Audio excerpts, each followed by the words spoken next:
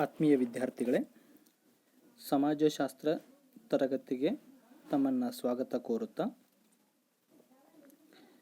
ನಿಮ್ಮ ಮೊದಲನೆಯ ಪತ್ರಿಕೆಯಾಗಿರುವಂಥ ಭಾರತದಲ್ಲಿ ಸಾಮಾಜಿಕ ಸಮಸ್ಯೆಗಳು ಇದರಲ್ಲಿ ಮೊದಲನೆಯ ಘಟಕದ ಕುರಿತು ಚರ್ಚಿಸ್ತಾ ಇದ್ದೀವಿ. ಈ ಮೊದಲಿನ ಅವಧಿಯಲ್ಲಿ ಸಾಮಾಜಿಕ ಸಮಸ್ಯೆಗಳ ಅರ್ಥ ಮತ್ತು ವ್ಯಾಖ್ಯೆಯ ಕುರಿತು ಚರ್ಚಿಸಿದ್ದೇವೆ. ಇಂದು ಸಾಮಾಜಿಕ ಸಮಸ್ಯೆಗಳ ಸ್ವರೂಪ ಅಥವಾ ಗುಣಲಕ್ಷಣಗಳ ಕುರಿತು ಚರ್ಚಿಸೋಣ. Dear students, welcome to sociology class. We are discussing about the first paper, social problems in India. In this paper, the first unit, introduction of social problems. Here already we discussed about the meaning and definition of social problems. Today we will discuss the nature or characteristics of social problems. ಸಾಮಾಜಿಕ ಸಮಸ್ಯೆಗಳ ಸ್ವರೂಪವನ್ನು ತೆಗೆದುಕೊಂಡರೆ ಅಥವಾ ಸಾಮಾಜಿಕ ಸಮಸ್ಯೆಗಳು ಅಂತ ಯಾವುಗಳನ್ನು ನಾವು ಕರಿತೀವಿ ಅಂತ ನೋಡಿದಾಗ, ಮೊದಲನೇದು ಸಮಾಜ ಅಥವಾ ಸಮಷ್ಟಿಗೆ ಸಂಬಂಧಿಸಿದ ಸಮಸ್ಯೆಗಳು. ಯಾವ ಸಮಸ್ಯೆಗಳು, ಯಾವ ವಿಷಯಗಳು ಇಡೀ ಸಮಾಜಕ್ಕೆ ಅಥವಾ ಸಮಷ್ಟಿಗೆ ಸಂಬಂಧಿಸಿರುತ್ತವೆಯೋ ಅಂತಹ ಸಮಸ್ಯೆಗಳನ್ನು ನಾವು ಸಾಮಾಜಿಕ ಸಮಸ್ಯೆಗಳು ಅಂತ ಕರಿತೀವಿ. ಈ ವಿಚಾರವನ್ನು ಪ್ರಸ್ತಾಪಿಸಿದವರು ರಾಮನಾಥ ಶರ್ಮಾ ಎಂಬುವರು. ನಮಗೆ ಗೊತ್ತಿರೋ ಹಾಗೆ ಸಮಾಜ ಸಾಮಾಜಿಕ ಸಂಬಂಧಗಳ ಬಲೆಯಾಗಿದೆ. ಯಾವಾಗ ಈ ಸಾಮಾಜಿಕ ಸಂಬಂಧಗಳು ಸಾಮಾಜಿಕ ನಿಯಮಗಳಿಗೆ ಅನುಗುಣವಾಗಿ ವರ್ತಿಸದೇ ಇದ್ದಾಗ ಅದು ಸಾಮಾಜಿಕ ಸಮಸ್ಯೆಯಾಗಿ ಬೆಳೆದು ಬರುತ್ತದೆ. ಸಾಮಾಜಿಕ ಸಮಸ್ಯೆಗಳು ವ್ಯಕ್ತಿಗತ ಸಮಸ್ಯೆಗಳಲ್ಲ. ವ್ಯಕ್ತಿಗತವಾಗಿರುವಂಥ ಸಮಸ್ಯೆಗಳನ್ನು ನಾವು ಸಾಮಾಜಿಕ ಸಮಸ್ಯೆಗಳೆಂದು ಕರೆಯಲು ಬರುವುದಿಲ್ಲ. ಯಾವ ತೊಂದರೆ ಅಥವಾ ಯಾವ ಸಮಸ್ಯೆ ಬಹುಸಂಖ್ಯಾತ ಜನಸಮೂಹವನ್ನು ಆವರಿಸಿಕೊಂಡಿರ್ತದೆ, ಅದನ್ನು ಸಾಮಾಜಿಕ ಸಮಸ್ಯೆ ಅಂತ ಈ ಮೊದಲೇ ನಾವು ತಿಳಿದುಕೊಂಡಿದ್ದೇವೆ. ಹಾಗಾಗಿ ಇಲ್ಲಿ ಯಾವುದೇ ತೊಂದರೆ ಅಥವಾ ಸಮಸ್ಯೆ ಇಡೀ ಸಮಾಜದ ಸಮಷ್ಟಿಗೆ, ಇಡೀ ಸಮೂಹಕ್ಕೆ ಸಂಬಂಧಪಟ್ಟಿದ್ದರೆ ಅದು ಸಾಮಾಜಿಕ ಸಮಸ್ಯೆಯಾಗುತ್ತದೆ. The nature of social problems. The first nature or character of the social problem is problems are related to society or collectivity. If a problem or if a condition, difficult condition related to whole society or collective life, that is called social problem. This opinion is expressed by Ramanatha Sharma. Already we know that society is a web of social relationship. If the social relationship come to the dangerous situation, or when the social relationship are not built as per social norms, it is called social problem. Social problems are not individual problems, and all individual problems are not social problems. if the difficulty, if the issue or problem related to the whole group or majority of the population, then it considered as a social problem. Second one, ಎರಡನೆಯ ಗುಣಲಕ್ಷಣ ಸಮಾಜದ ಅಹಿತಕರ ಅಸಂತೃಪ್ತಿಕರ ಸ್ಥಿತಿಗತಿಗಳನ್ನು ಸೂಚಿಸುತ್ತವೆ.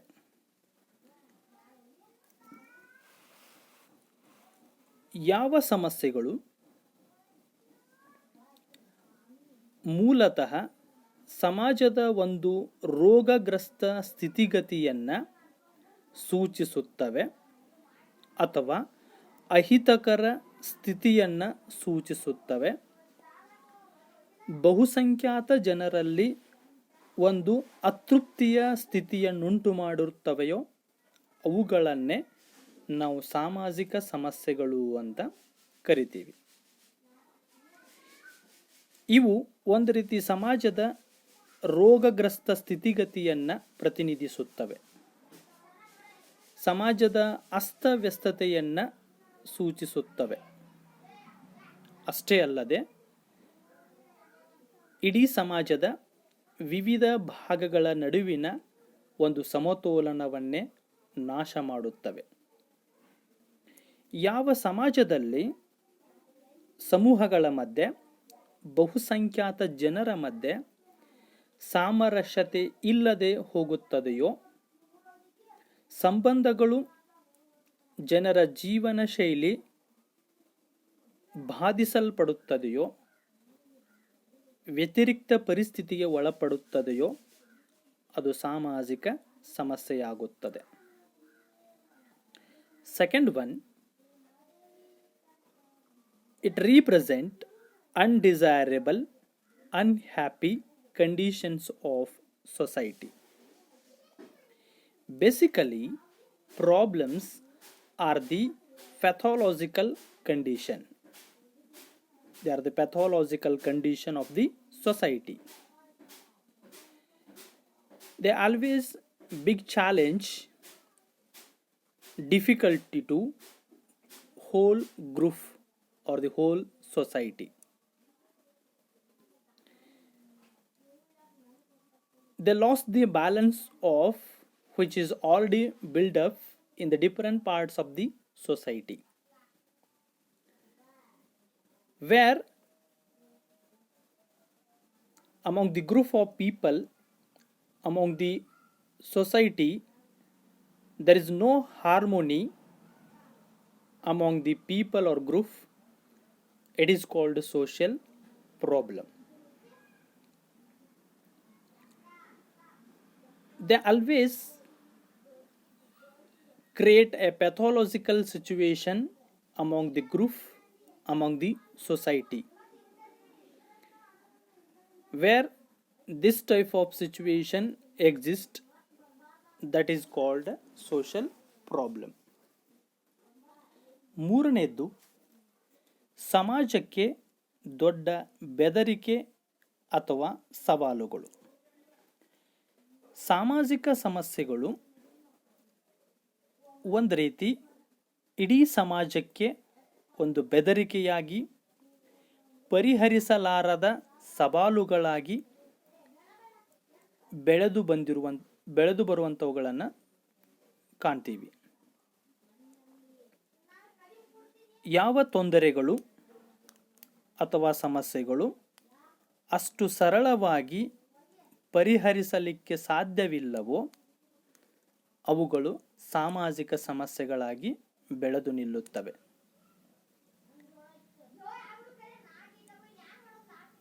ಉದಾಹರಣೆಗೆ ವಿಚ್ಛೇದನದಂಥವುಗಳು, ವಿವಾಹ ವಿಚ್ಛೇದನದಂಥವುಗಳು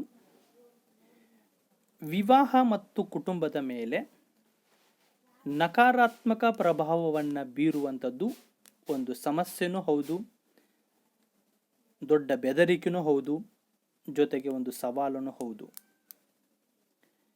ಕೋಮುವಾದ ಆಗಿರ್ಬೋದು, ಭಯೋತ್ಪಾದನೆಯಾಗಿರಬಹುದು, ಭ್ರಷ್ಟಾಚಾರ ಆಗಿರಬಹುದು, ಇವೆಲ್ಲವುಗಳು ಕೂಡ ಒಂದು ಸಮೂಹ, ಸಮುದಾಯ, ಸಮಾಜಕ್ಕೆ ಯಾವಾಗಲೂ ಬೆದರಿಕೆಗಳೇ ಅಥವಾ ಸವಾಲುಗಳೇ. Third nature is they are the big threats or challenges to the society. Social problems are always big threats or challenges to the group or to the community or to the society. They affect the whole community or society, and they always society facing the fear, threat when it comes to the some critical condition, when it faces some challenges. For example, divorce, it negatively affect the marriage and family system. The communalism directly affect the whole state or nation. Even terrorism, corruption also, they are the big threat or challenges to the whole community or to the society or to the nation.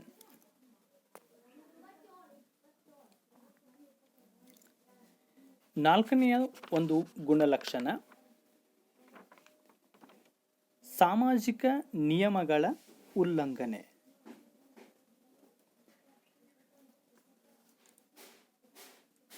ಸಮಾಜದ ಸದಸ್ಯರು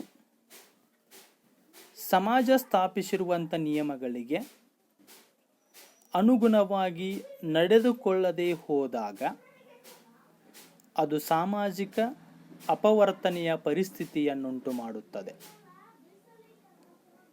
ಯಾವಾಗ ಸಮಾಜ ಸಾಮಾಜಿಕ ಅಪವರ್ತನೆಯ ಪರಿಸ್ಥಿತಿಯನ್ನು ಎದುರಿಸುತ್ತದೆ, ಅದನ್ನು ನಾವು ಸಾಮಾಜಿಕ ಸಮಸ್ಯೆಯ ಒಂದು ವಿಶಿಷ್ಟ ಗುಣವೆಂದು ತಿಳಿದುಕೊಳ್ಳಬೇಕು. ಅಷ್ಟೇ ಅಲ್ಲದೆ, ಯಾವ ಸಮಾಜದಲ್ಲಿ ನಿಯಮರಾಹಿತ್ಯ ಪರಿಸ್ಥಿತಿ ನಿರ್ಮಾಣವಾಗುತ್ತದೆಯೋ, ಯಾವ ವ್ಯವಸ್ಥೆಯು ಅಸಂಘಟಿತ ಪರಿಸ್ಥಿತಿಗೆ ಬರುತ್ತದೆಯೋ, ನಿಯಮಗಳನ್ನು ನಿರ್ವಹಿಸದೇ ಹೋದಾಗ ಅದು ಸಾಮಾಜಿಕ ಸಮಸ್ಯೆಯ ಒಂದು ರೂಪವಾಗುತ್ತದೆ ಅಥವಾ ಭಾಗವಾಗುತ್ತದೆ. ಇಲ್ಲಿ ನಿಯಮಗಳ ಉಲ್ಲಂಘನೆಯು ಸಮಸ್ಯೆಯ ಆರಂಭ ಅನ್ನುವಂಥದ್ದನ್ನು ನಾವು ಕಾಣ್ತೀವಿ. ಸಮೂಹ ಅಥವಾ ಸಮಾಜ ವ್ಯವಸ್ಥಿತವಾಗಿ ಕಾರ್ಯನಿರ್ವಹಿಸಬೇಕೆಂದರೆ ನಿಯಮಗಳು ಪ್ರಬಲ ಅಸ್ತ್ರಗಳು. ಅಂಥ ನಿಯಮಗಳು ತಿರಸ್ಕರಿಸಲ್ಪಟ್ಟಾಗ, ಉಲ್ಲಂಘಿಸಲ್ಪಟ್ಟಾಗ ಅದು ಅಪರಾಧಗಳನ್ನು, ಸಮಸ್ಯೆಗಳನ್ನು, ಸವಾಲುಗಳನ್ನು ತಂದೊಡ್ಡುತ್ತವೆ. ಇಂತಹ ನಿಯಮಗಳ ಉಲ್ಲಂಘನೆಯು ಕೂಡ ಸಾಮಾಜಿಕ ಸಮಸ್ಯೆಯ ಒಂದು ಸ್ವರೂಪ. Fourth nature, violation of social norms. When members of the society they are not behave as for the established norms, it is this type of condition we called social conformity. Social deviation. If the social deviation exists in a society, it means it is a big challenge or problem to the society. It is the beginning of the social problem. And in which society create enormous situation, it is also a part of social problem. If the social organization destroyed automatically it cause to introduce some crimes. It cause to some issue which affect the whole society, which affect the whole community. Following the social norms, one side it is a good thing for the maintaining a social system. If the maximum number of the people fails to maintain social norms, it is a big cause to introduce social problem. Another one, ಇನ್ನೊಂದು, ಸಮಸ್ಯೆಗಳು ಪರಸ್ಪರ ಸಂಬಂಧಿಸಿವೆ. ಸಾಮಾಜಿಕ ಸಮಸ್ಯೆಗಳು ಪರಸ್ಪರ ಸಂಬಂಧಿಸಿವೆ. ಇಡೀ ಸಮಾಜವನ್ನು ಸಾಮಾಜಿಕ ಸಮಸ್ಯೆಗಳು ಬಾಧಿಸುವಂಥದ್ದನ್ನು ನಾವು ಕಾಣ್ತೀವಿ. ಒಂದು ವ್ಯವಸ್ಥೆಯಲ್ಲಾಗಿರುವಂಥ ತೊಂದರೆ ಅಥವಾ ಸಮಸ್ಯೆ ಇನ್ನೊಂದು ವ್ಯವಸ್ಥೆಯ ಮೇಲೆ ನಕಾರಾತ್ಮಕ ಪರಿಣಾಮಗಳುಂಟು ಮಾಡುವಂಥದ್ದು ಸರ್ವೇ ಸಾಮಾನ್ಯ. ಉದಾಹರಣೆಗೆ, ಕುಟುಂಬದಲ್ಲಿ ಉಂಟಾದ ಒಡಕು ಅಥವಾ ಒಡೆದ ಕುಟುಂಬದಿಂದ ಬಂದಿರುವಂಥ ಮಕ್ಕಳಿಂದ ಬಾಲಾಪರಾಧ, ಬಾಲಕಾರ್ಮಿಕತನ, ಅನಕ್ಷರತೆದಂಥ ಎಷ್ಟೋ ಸಮಸ್ಯೆಗಳು ಸೃಷ್ಟಿಸಲ್ಪಡುತ್ತವೆ. ಅಂದರೆ ಇಲ್ಲಿ ಕುಟುಂಬದ ಒಡಕು ಒಂದು ಸಮಸ್ಯೆಯಾದರೆ ಅದಕ್ಕೆ ಪೂರಕವಾಗಿ ಬೇರೆ ಬೇರೆ ಸಮಸ್ಯೆಗಳು ಬೆಳೆದು ಬರುವಂಥದ್ದು ಸರ್ವೇ ಸಾಮಾನ್ಯ. ಹಾಗಾಗಿ ಸಾಮಾಜಿಕ ಸಮಸ್ಯೆಗಳು ಯಾವಾಗಲೂ ಒಂದು ಇನ್ನೊಂದರ ಮೇಲೆ ಅವಲಂಬಿಸಿರುತ್ತವೆ.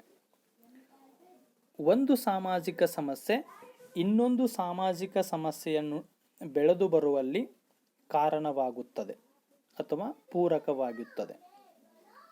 ಈ ಥರ ಪರಸ್ಪರ ಸಂಬಂಧಿಸಲ್ಪಟ್ಟಿರುವಂಥ ಸಮಸ್ಯೆಗಳು ಬೆಳೆದು ಇಡೀ ಸಮಾಜವನ್ನೇ ಬಾಧಿಸುತ್ತವೆ. Another one character of social problem is they are closely interrelated.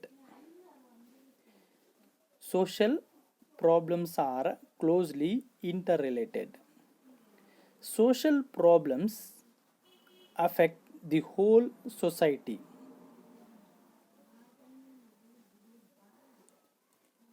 If a society facing some problem, automatically it creates other problems. It negatively affect the another one good situation or system. For example, if a child came from broken family,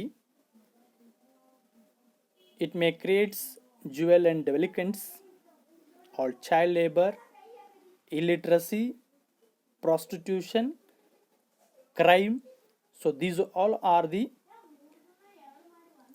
other social issues or problems which are exist or introduced by broken family or divided family. It means if a part of the society damaged, it affect the whole parts, it affect the whole system, because it is always interrelated.